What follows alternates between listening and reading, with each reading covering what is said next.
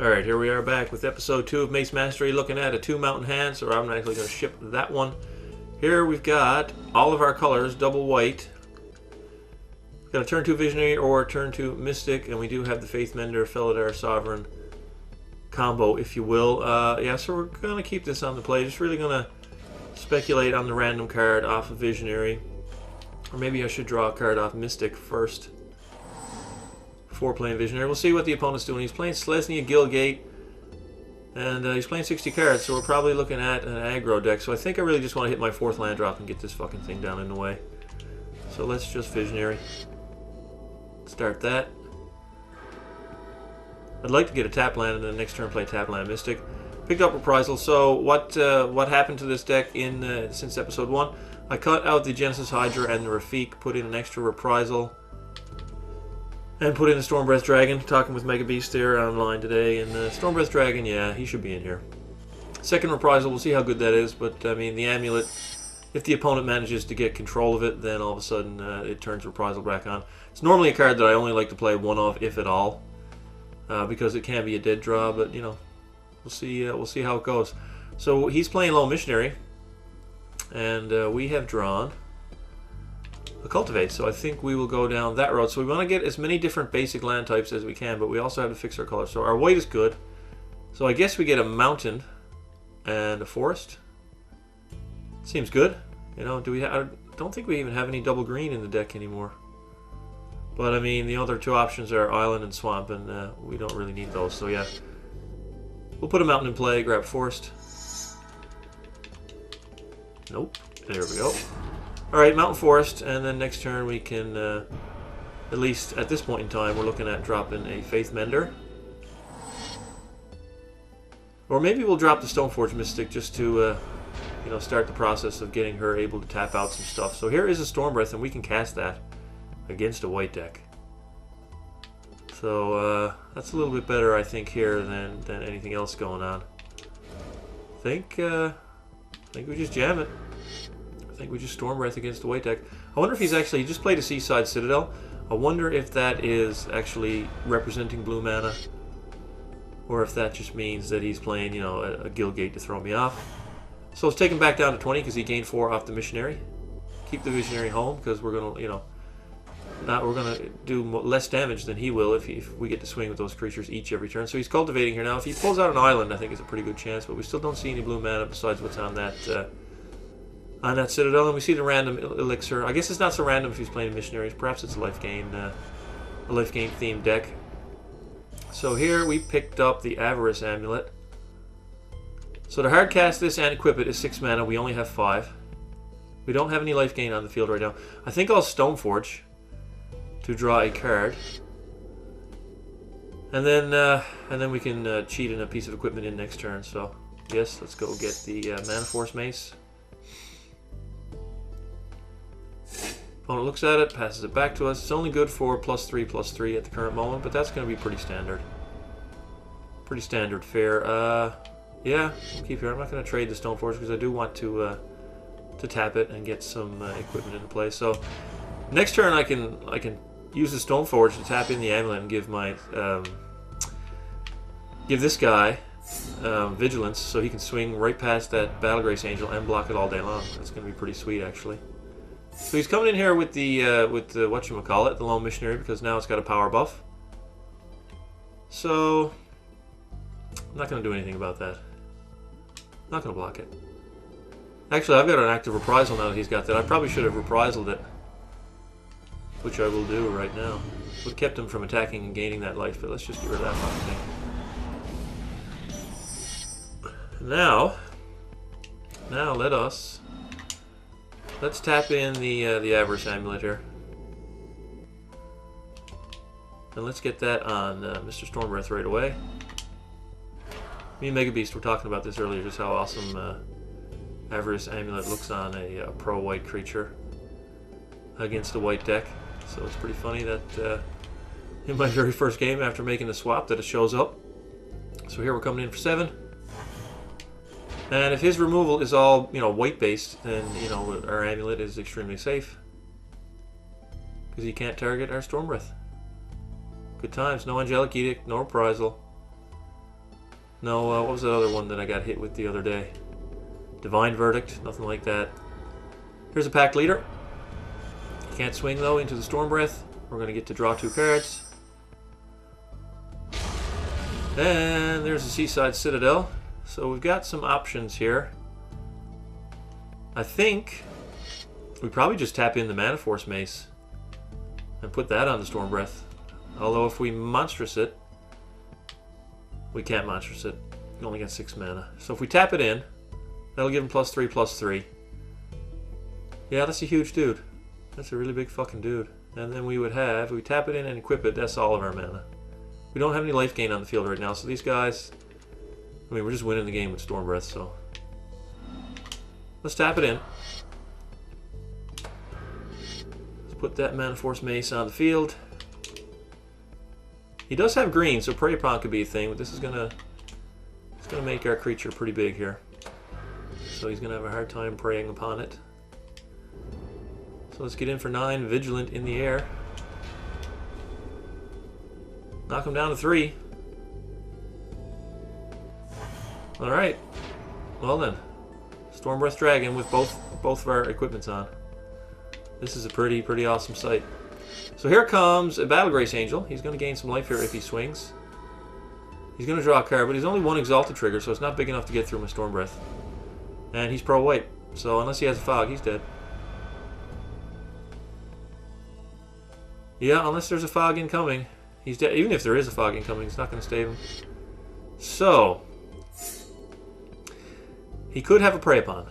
He could have a Prey Upon, so I'm just going to let him gain 5 life. I'll just jump block here. I'm not going to fall for a Prey Upon by taking 5 damage because that's all green. So he's only gone up to 8, and we've got 9. And we can monstrous here. So, I guess let's just monstrous just for fun. We don't need to. There's no point. Let's just swing for 9 through his white flyer while he's on 8. Wow, pretty impressive. Didn't even need to cast anything. Once we got the Storm Breath into play, it's just a matter of putting equipment on it, and you know that's pretty much the end of the game right there. Okay, well that was the power of Storm Breath Dragon.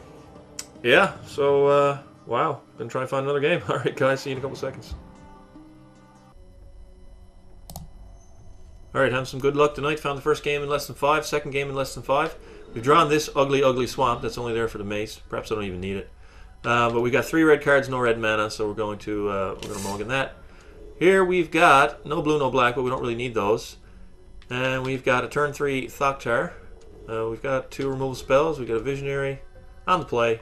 This looks good. Got another 60 card opponent in Twisted Chaos 69, the Mastermind. So there's our Jungle Shrine. And if we pick up a basic, I'll probably play the Visionary. But if not, I imagine I'll just play the tap land into turn 3 Thoktar. We did pick up a basic, though. Two planes will not let us cast this Thoktar. So we're going to have to play another Shrine. And he's played a Frontier Bivouac, I do believe, the Temur Triland, yeah. Let's see what his follow-up is. It is a Gruul Guildgate. So again, I wonder if he's actually playing blue cards in his deck, or if that's just something that he's feigning. So anyways, let's just drop a 5/4 on the 3rd turn and say, here you go. Deal with that motherfucking shit. If he's got Reprisal, but he's got no white mana, and there is an Izzet Guildgate. So he's just going to play tap land, tap land, tap land, do nothing. And we are going to punch in for 5. And we do have 2 green sources, so we can play double Visionary and cycle a bit deeper. But let's get that tongue fixed. Cycle a bit deeper into our deck. So let's just play the first Visionary first and see what comes up. It is a ground assault, so let's play the second Visionary out. So we've got 3 premium removal spells here. We pick up our 5th land. We don't. We've got an Obelisk. And let's see what he's finally got. He's definitely playing Izzet if he's playing the gate. You know, it's not a Triland. So he's playing a Guard Gomazoa. We're just gonna. We got 2 ground assaults, reprisal, so we're just gonna kill the fuck out of that thing, get in for 7. So he's thinking that he's gonna be able to stop that Woolly Thoktar with the Gomazoa, but we're gonna play land number 5. Not that we need to, and just kill the fuck out of that thing. And swing in for 7. Thoktar, man, is a big fucking boy. If you can't stop him early, or you know, at least build up a force to jump block him, he just ends the game so fast. I mean, he's in for 10 already. Brutal. Absolutely brutal. And we've got another ground assault. If he taps out for a blocker, he's pretty much just dead. So let's see. He's going to cultivate. That's probably even worse than tapping out for a blocker, because now he just doesn't do anything. He has 1 mana. So we're going to take him down to 1. And depending on, we might be able to kill him. I don't know if there's anything in my deck that'll let me kill him though from here. Anger won't do it, so let's swing for 7 here. Take him to 1. I hope he plays a Baneslayer or something. Although he's not playing white, so let's say if he plays a Baneslayer, we'll just kill it and kill him next turn. But he's on 1, so this was you know, this is Woolly Thoktar for MVP right here. Tap out for something big. Here you go. It's an Inferno Titan. You're dead. Inferno Titan's going to knock off the 2 dudes. Send 1 to my face. And game over, bro. Woolly Thoktar, MVP. See you later, Twisted Chaos. Alright. He's playing, what was he playing? Cultivate. There's our own Titan that we can't cast. Cultivate Titan, Gamzoa. And we just said Woolly Thoktar in for 15. Got some damage off the Visionaries. And that's that. Boom. Okay, that was a quick one. Well, since I managed to find the first 2 games fairly quickly, I mean, that's lucky, I guess, because we're just up over 10 minutes for both of those games right now. So, try and find game number 3. Alright, guys, see you in a couple seconds. Alright, something strange is going on. Got a 3rd game, and again, less than 5 minutes. So, this one is no good. 2 basics, not a whole lot going on, no green mana. Here we've got no red mana, but we have double Visionary and a Cultivate to fix. Plus we have Thoktar and Stormbreath on the draw. This looks pretty good. And also we've got another 60 card opponent. So I tell you, I've been playing a lot of Hearthstone lately. I've picked it up, you know, getting deeper into it past month or so. And so what I decided to do was during the downtime in between recording games, just to use the Twitch app on my phone and watch some Hearthstone streams. And tonight was the first night that I decided to actually go ahead and do that. And I sit down, I turn the stream on, and boom, someone's in my lobby. So, I mean, maybe it's a good luck charm, maybe it's not, I don't know. But I'm going to keep it up. So our opponent has played a pair of Arcane Sanctums, probably on the Artifact Planner. He could be on some kind of Esper control. We're just going to jam a Visionary here. Draw a random card. And if it is a mountain, then we'll play a Thoktar next turn. It is not. And, you know, we also can't play the Warmonk next turn unless we pick up a basic forest or 1 basic island. Still have a couple of options though. A couple of basics will let us play these cards next turn, or we can just play the Plains, Cultivate, and then untap and play a 3-drop plus a Visionary. So he's played a Wall of Omens, shut us down a little bit. Probably not going to be the Artifact deck. Was that a basic that he just played? I didn't see. So we are going to Cultivate. So again, we need multiple different basics, but we also need to be able to cast Anger of the Gods. Although against the Wall of Omens Esper deck, we probably can wait on that. So we've got the blue source, the white source. So we need a forest, and we need a mountain. That's what we're going to go get. Yeah, although if I get mountain, I can Stormbreath against a white deck. Got 1 green source. But the green, I won't be able to cast the Warmonk if I go mountain. But I will be able to cast the Stormbreath. So, I think we'll go down that road. We'll go down that road. Yeah, I'm not sure about it, you know. Leave the Warmonk uncastable for a little while. But being able to cast Stormbreath is just a little bit too powerful, I think. Plus, you know, Thoktar. So here comes Graveborn Muse. Do I want to let him draw extra cards with that? Do I want to? I'm going to swing in with the Visionary. See how he blocks. I might block with the Wall of Omens, then I can exile them both. Yeah, I don't want him drawing extra cards, honestly. So, let's do this. That Graveborn Muse is just not something I want sticking around. If he's playing control and he wants to outdraw me, then I can't let that happen. So let's just draw a card off our Visionary here and get rid of that wall. Picked up an Amulet. I hope I'm not wrong and that he's playing. I hope he's playing control, because that anger's probably going to be a little bit dead most of the time if he is playing control. So I don't feel too bad about burning it. Burning it right there. He does have counterspell mana up. So the question is, I mean, if we can get a Storm Breath into play, that's pretty awesome. If we can get a Baneslayer into play, that's pretty awesome. These Thoctars for him are definitely pretty scary. So that's going to be the counter bait. Nope, they land. Okay. See what he's got to take care of that. We've got another one to follow it up with. But since he's not showing us any count now, he could be playing Counter Lash. I wouldn't put that past some of the people you find in here. So let's... Geez, I'd love to cast this right now, but we're not going to be greedy and walk right into a Vapor Snag or anything like that. We're going to see how he taps his mana in response to combat. He's just going to quicken a 5 mana spell. Is it an Angelic Edict or something? Quicken Assassinate. Okay, he's going to take out our... He still has Nullify up. He still has Nullify up. He's playing black removal. I'm going to put the pressure on him with the 3 drops and save the 5 drops for later. So let's just replace it. Not being really terribly efficient with our mana here now, but I mean, Woolly Thoctar is a huge threat that he has to deal with. So let's see, we picked up land number 6, but it's a tap land. Again, let's come at him for 6. He's burnt Quicken now already. There's only 2 that he can possibly have. See if he's got another one. He's just going to eat the 6. Fuck. What the fuck do I do here? I mean, do I just cast an amulet? Fuck, I don't know what to do with that much mana open on my opponent's side. Let's just try it. See if it gets countered. Okay. See what he does. He's going to draw. So we've got that lowly Visionary there is good for Tribute to Hunger Protection.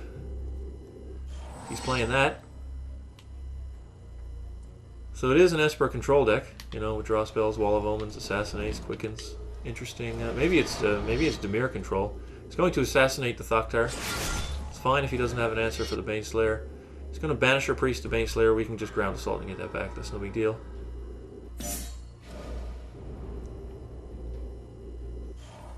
And I think we will. Picked up a Cultivate.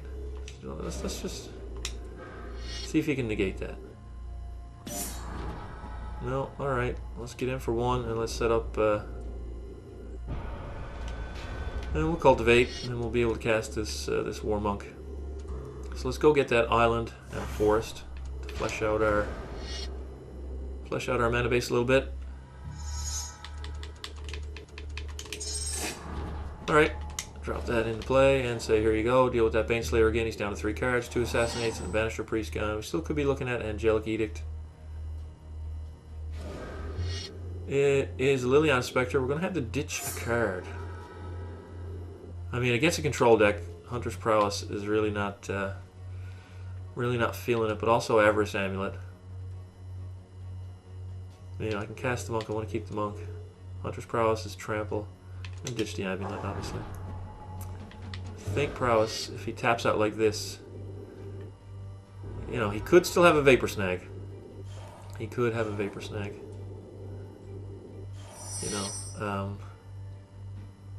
Which mana do I have? 5, 6, 7, 8, and 9.